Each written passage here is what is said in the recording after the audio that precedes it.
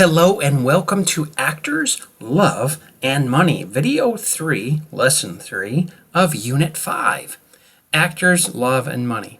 Now in this lesson, I'm going to reveal the secret between actors and money. You want to know what it is? I'll tell you right now. Actors, that's you and me. Money, what's in the middle? What's the title of the unit?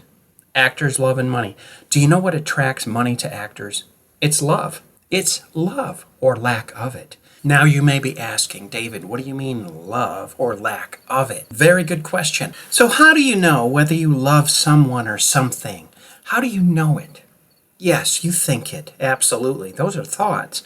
You act on it like actors do. We act on words, don't we? Absolutely. Because we have a script in front of us and we know exactly where the character's going and why. However, as actors, we are human beings. You're a human being. I'm a human being. Sometimes we fall into the trap of bad words. Now, I'm not talking necessarily about swearing or cursing. I'm talking about the deadly cliche syndrome. That's what I said. The deadly cliche syndrome. For example, I'm just trying to make ends meet. Have you ever heard yourself say that because you heard your dad and your grandpa and your grandma and your mother say that? Or one of your friends? I'm just trying to make ends meet. Think about that. Let's break that down just for a moment because guess what? Everything that has to do with money is created by your words. I'm just trying. Okay, that means you're just doing one thing, trying. I got news for you.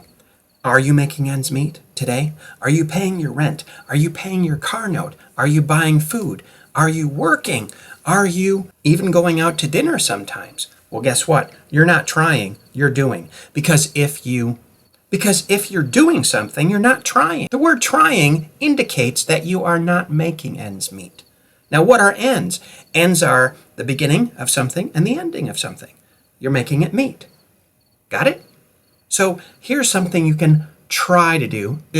Here's something that you can say in place of trying to make ends meet. I am making my ends meet successfully. I'm making my ends meet very well. Now, do this with me. Say this. I'm trying to make ends meet. How does that feel? What does that feel? To me, it feels like I'm a failure. I'm not making ends meet. I'm in desperation because this is how your brain works. Whatever you feed it with your words, it creates a belief up here, a BS. We talked about that in the 30-Day Actor Challenge, remember? Your BS or FBS, faulty belief system, controls what you do emotionally, what you do physically and emotionally. Nah, David, that's ridiculous. You gotta make ends meet, and sometimes you just can't do it. Well, all right then. So you're not making ends meet. You're not paying your rent. You're not doing this. You're not doing this and that with your money. Where is your money actually going then? See, what you believe, what you think over a period of time becomes what you believe and becomes your lifestyle. Words create everything in our lives. Now, your first assignment for this lesson is to watch a video. And there it is. Dr. Lipton is a genius. I want you to watch it. I want you to listen to it. And I want you to take notes. And I want you to be totally honest with yourself about money, how you feel about money, how you were raised in your family concerning money.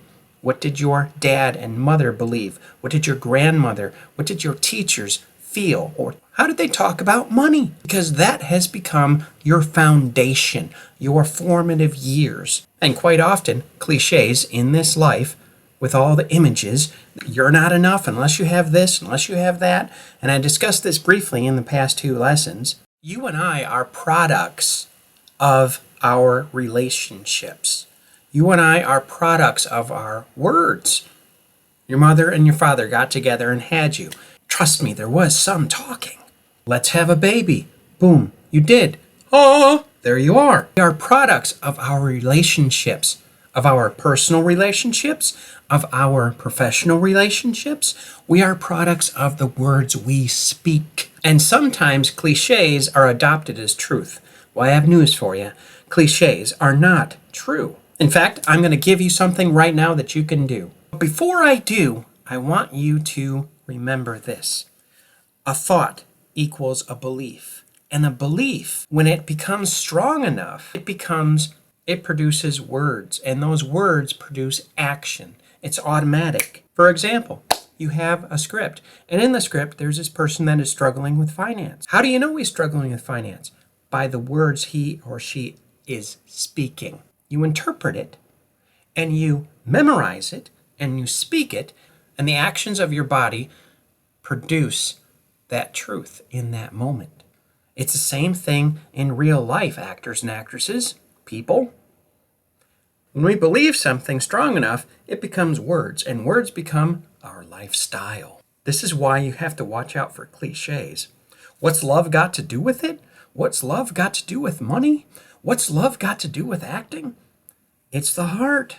It's the heart. We speak from the heart, don't we? Now you might be saying, David, I have heard negative cliches all my life. That is how I was brought up. I can't help it. Actually, you can help it, and that's why you're watching me today. Cliches can be eliminated, and I'm going to tell you how to do it right now. As you learned in the last 2 videos with Dr. Lipton, everything in our life is programmed after 7 years old. Ages 1 to 7 is our programming years.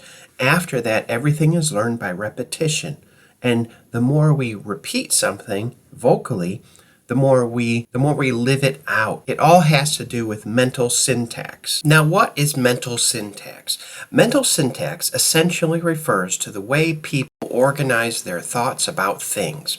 The syntax is like a unique code that people use to effectively do something such as make a decision, learn something new, or even emotionalize an experience. I'll give you an example. The dog bit Bobby. Now think about that for a minute. It makes sense, right? The dog bit Bobby. So you have a visual, an immediate visual of what's going on. Now let's reverse it. Bobby bit the dog. Now that doesn't make sense, does it? You don't usually see or experience that. It's the same thing with how we approach our lives financially with money. Things could have been different. Now step back and ask yourself, where would that sentence be taking you? Things could have been different. Where do you go from there? There is no place to go. Here's something better. What can I do to make things different? Here's something even better. How can I do something today to change this circumstance? You see the difference? When you change up your beliefs, you change. Your focus changes. We don't get what we expect. We get what we focus on. Now, this is going to take a little bit of time. Actually, it's going to take your entire lifetime, but you can do it. You can reprogram your mind and therefore change your life. We embrace what we love. Do you love acting? Do you love good health? Do you love good opportunities, great opportunities? Then start speaking them out. The Bible says, speak those things that are not as though they were. That's faith. Remember this, there's money where your mouth is. Where's your mouth? Right below your nose. Or there's no money where your mouth is. It's up to you to speak it out. Now in the downloads in this lesson, you will find various things such as a list of bad cliches and good cliches. There'll be worksheets and different things that will help you to grow and break free of bad cliches. So you can start to change your words, which changes your life. Congratulations on finishing lesson number 3. Now in lesson number 4, I'm going to show you how to change the way you think, the way you believe, using 3 words or less, and in less time than what you could possibly imagine. Are you ready? Good. See you over there in lesson number 4.